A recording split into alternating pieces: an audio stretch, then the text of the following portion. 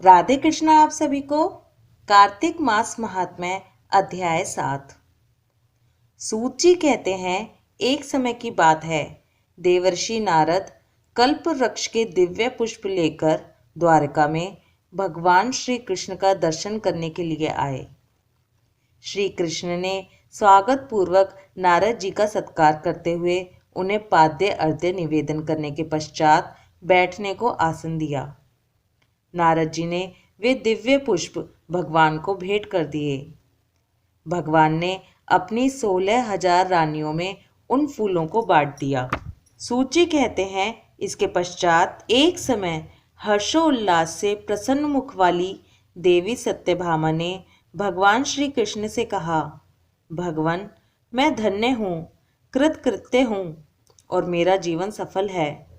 प्रभो, मैंने पूर्व जन्म में कौन सा दान, व्रत या तप किया है जिससे मृत्युलोक में जन्म लेकर भी मैं आपकी अर्धांगिनी हुई हूँ।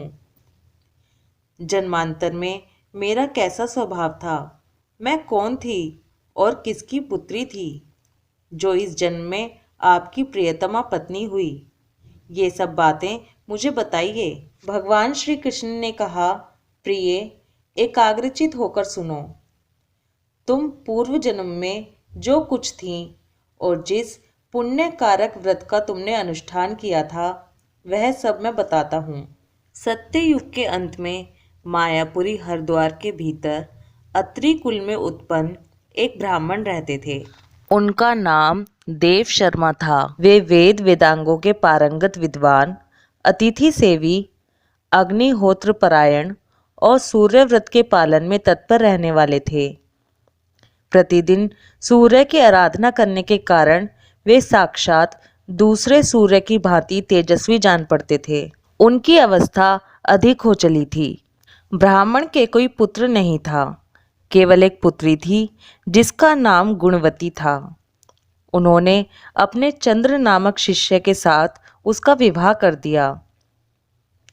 वे उस शिष्य को ही पुत्र की भांति मानते थे और वह जितेंद्रिय शिष्य भी उन्हें पिता के तुल्य ही समझता था।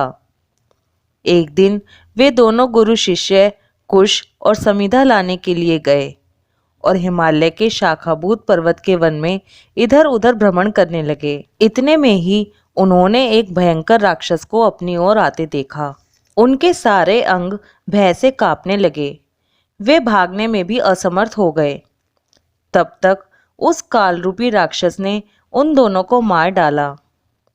उस क्षेत्र के प्रभाव से तथा स्वयं धर्मात्मा होने के कारण उन दोनों को मेरे पार्षदों ने वैकुंठ धाम में पहुंचा दिया।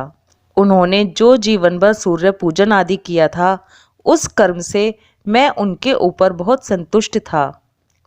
सूर्य, शिव, गणेश, विष्णु तथा शक्ति के उपासक भी मुझे ही प्राप्त होते हैं। जैसे वर्षा का जल सब ओर से समुद्र में ही आता है, उसी प्रकार इन पांचों के उपासक मेरे ही पास आते हैं।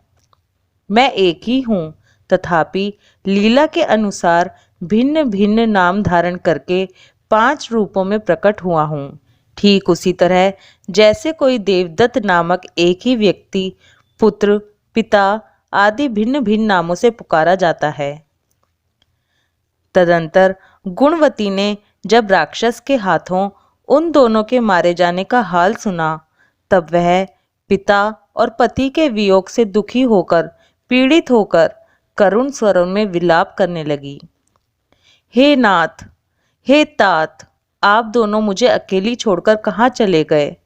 मैं अनाथ बालिका आपके बिना अब क्या करूँगी? अब कौन घर में बैठी हुई मुझ कुशलहीन दुखिनी स्त्री का भोजन और वस्त्र आदि के द्वारा पालन करेगा?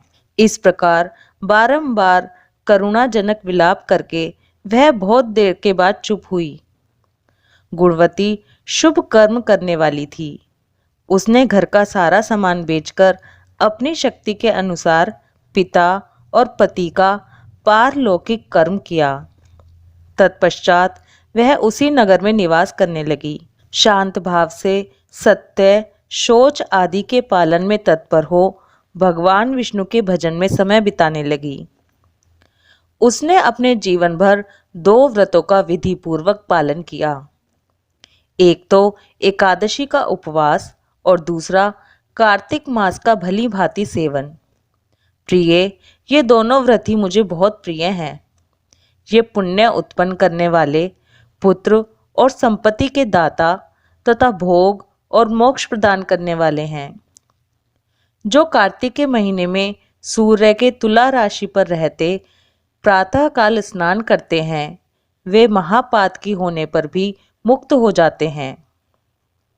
जो मनुष्य कार्तिक में स्नान, जागरण, दीपदान और तुलसी वन का पालन करते हैं, वे साक्षात भगवान विष्णु के स्वरूप हैं। जो लोग श्री विष्णु मंदिर में झाड़ू देते, स्वस्तिक आदि निवेदन करते और श्री विष्णु की पूजा करते रहते हैं, वे जीवन मुक्त हैं।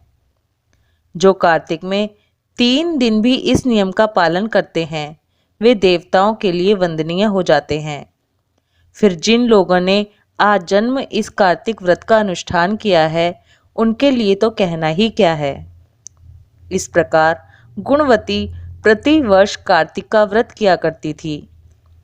वह श्री विष्णु की परिचर्या में नित्य निरंतर भक्ति पूर्वक मन लगाए रहती थी। एक समय जबकि जरा अवस्था से उसके सारे अंग दुर्बल हो गए थे और वह स्वयं भी ज्वर से पीड़ित थी, किसी तरह धीरे धीरे चलकर गंगा के तट पर स्नान करने के लिए गई।